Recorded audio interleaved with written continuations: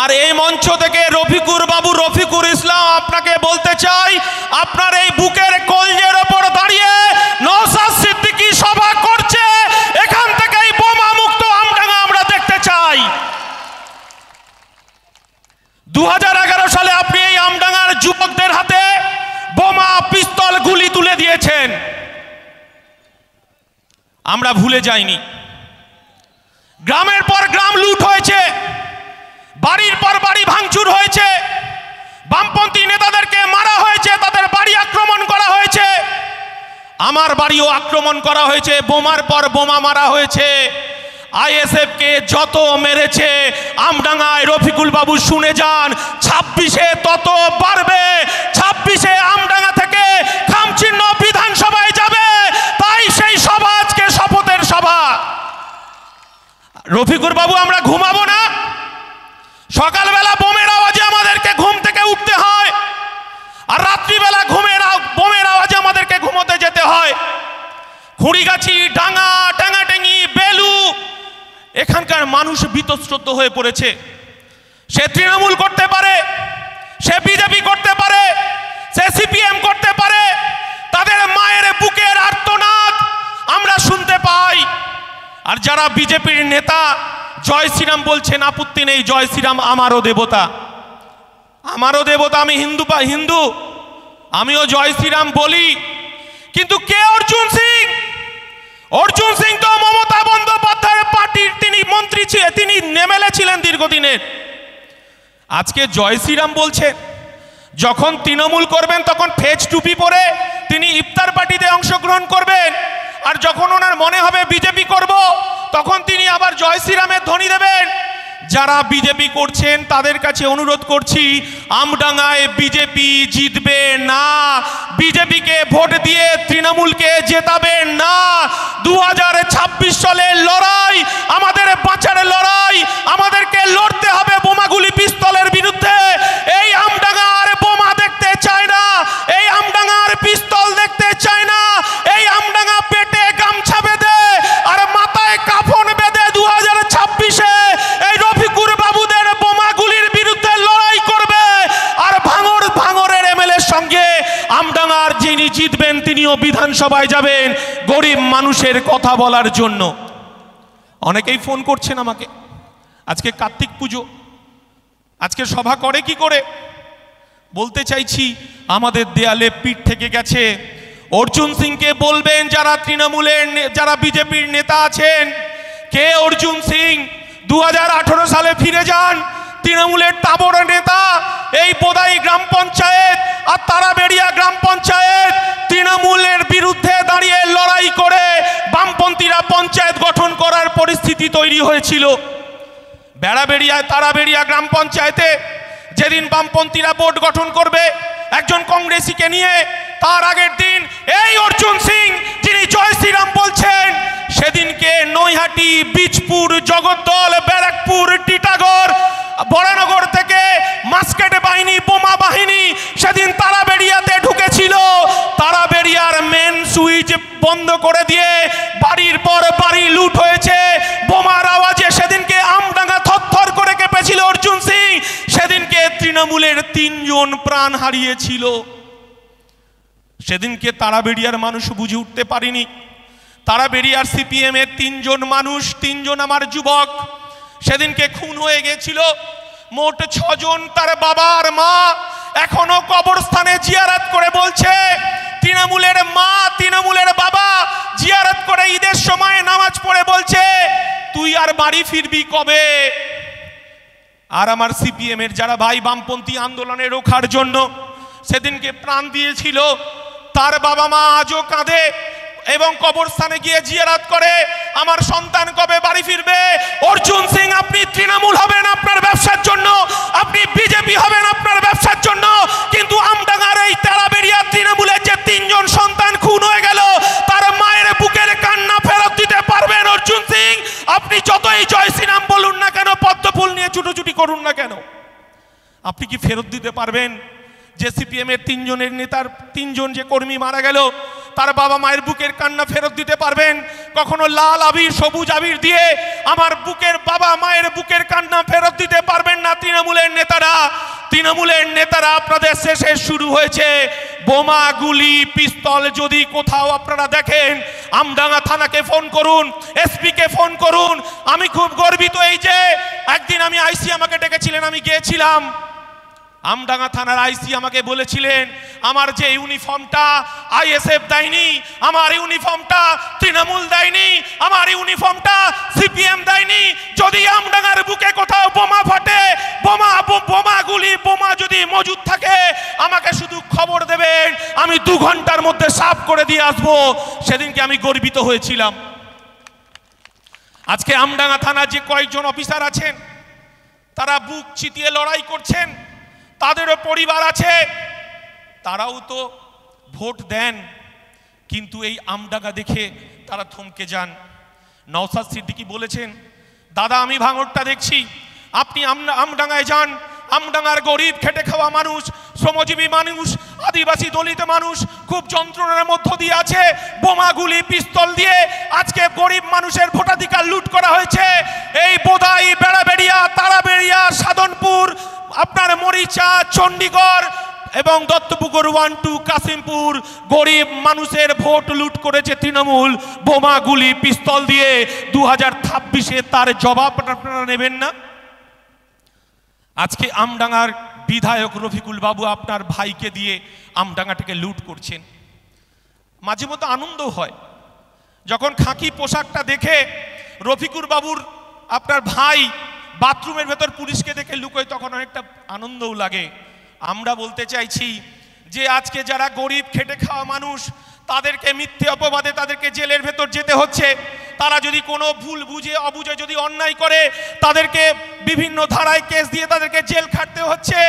আর MLA বাবুর ভাইয়ের right তার হচ্ছে নন বেলেবল সেকশনে, তাকে নন বেলেবল সেকশন তাকে দেওয়া আছে, কিন্তু তাকে এখনো পর্যন্ত বুকের পাটা হলো না পুলিশের তাকে গ্রেপ্তার করা।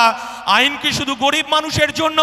আর এমএলএর ভাই বুক চাপিয়ে ঘুরে বেড়াবে, বুক চাপড়ে ঘুরে বেড়াবে, গরিব মানুষের জমি লুট করবে, গরিব খেটে খাওয়া মানুষের ত্রিপলটাকে চুরি করবে।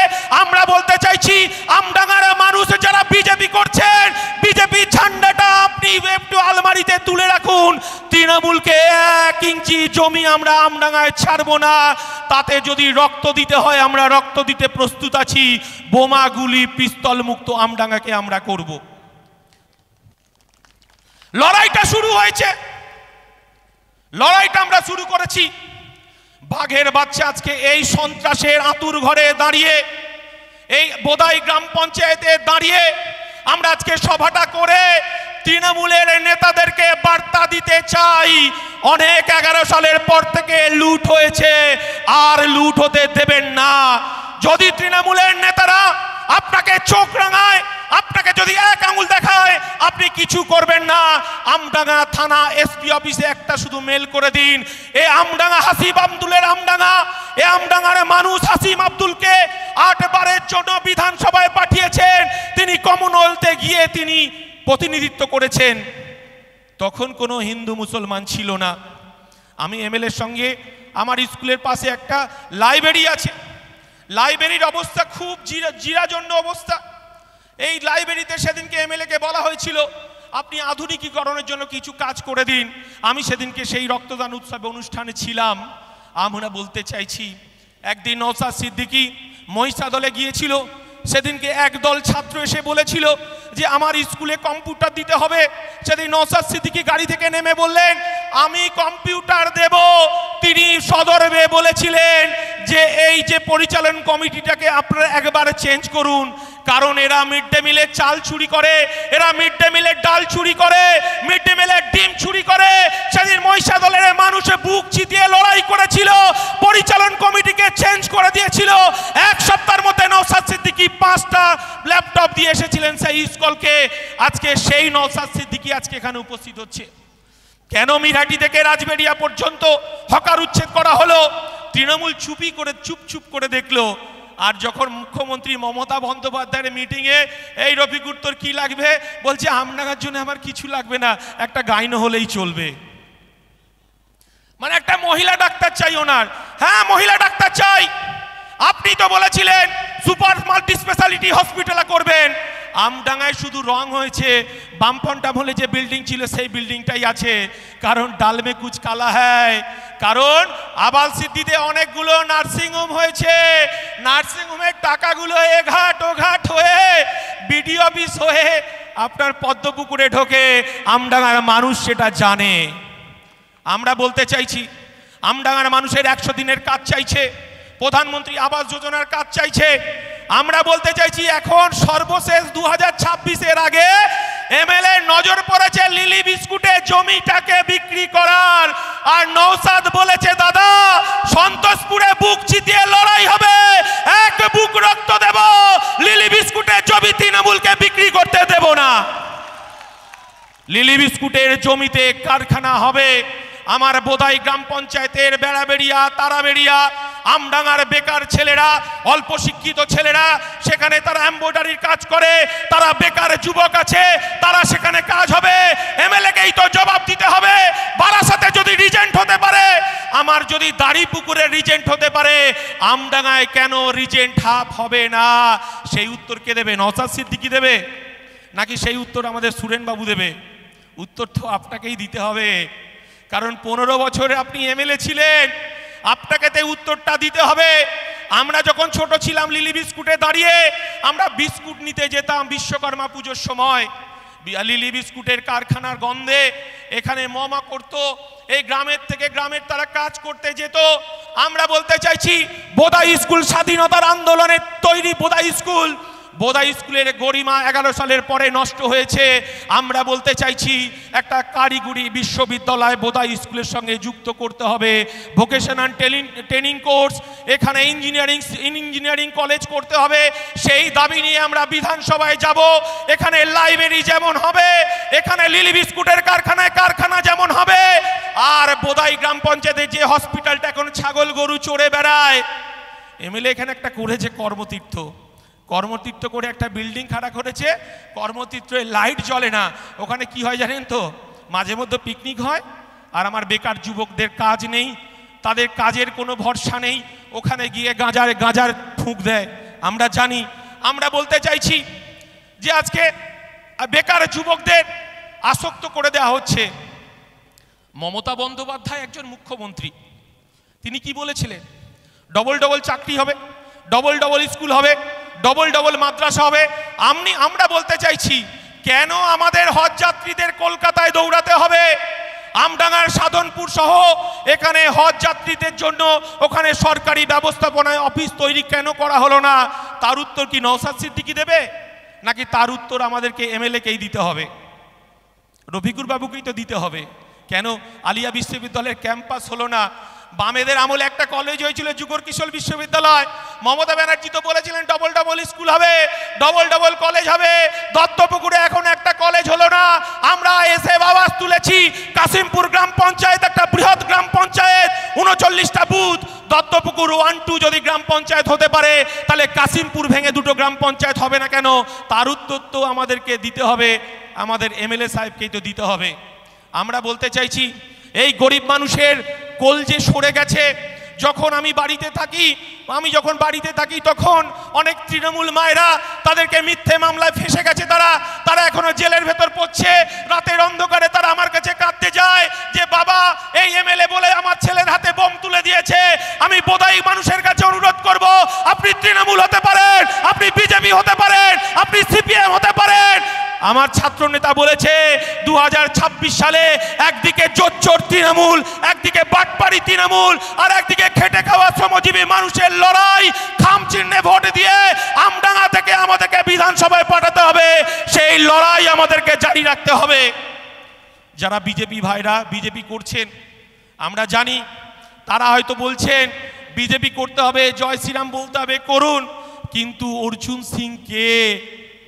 অর্জুন সিংয়ের ব্যবসা বাঁচানোর জন্য কখনো বিজেপি হবে, কখনো তৃণমূল হবে, আবার কখনো তৃণমূল থেকে বিজেপি হবে।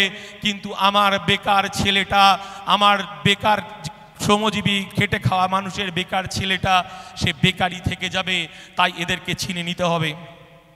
শ্রমিক ভট্টাচার্য বলছে 1998 সালে যদি লেবার রুমে যদি আমরা অটল বিহারী বাজপেয়ী, লাল কৃষ্ণ আদবানি, জর্জ ফার্নান্ডেজ যদি না থাকতো, তৃণমূল দলটা তৈরি হতো না। কে বলছে? শ্রমিক ভট্টাচার্য, আজকে বীজপুরের এমএলএ, তিনি অসুস্থ, আমার তার সুস্থতা কামনা করি। মুকুল রায় বলছেন যাহাই তৃণমূল তাহাই বিজেপি, যাহাই বিজেপি তাহাই তৃণমূল। আর সব থেকে বিচারপতি অভিজিৎ গাঙ্গুলি কি বলছেন?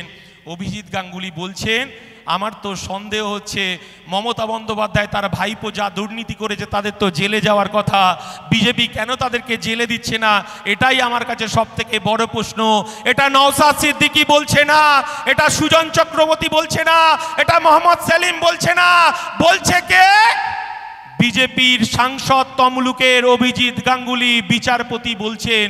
তাই আমাদেরকে বুঝে নিতে হবে, যারা বিজেপি করছেন আপনারা ভোটটা হয়তো বিজেপিকে দেওয়ার জন্য মানুষের কাছে বলবেন, গরিব মানুষকে বিজেপিকে ভোটটা দেওয়ার কথা বলবেন। বোদায়ের মানুষ যারা আছেন তাদের কাছে করজোড়ে অনুরোধ করছি, বিধানসভার ভোটে যদি আপনার ভোটটা আপনি বিজেপিকে দেন, সেই সুযোগে তৃণমূল আবার জিতবে। আর তৃণমূলের ঠ্যাঙারে বাহিনী আবার বাইক বাহিনী বোম নিয়ে আপনার বাড়ির সামনে হাজির হবে, আপনার বুথে হাজির হবে।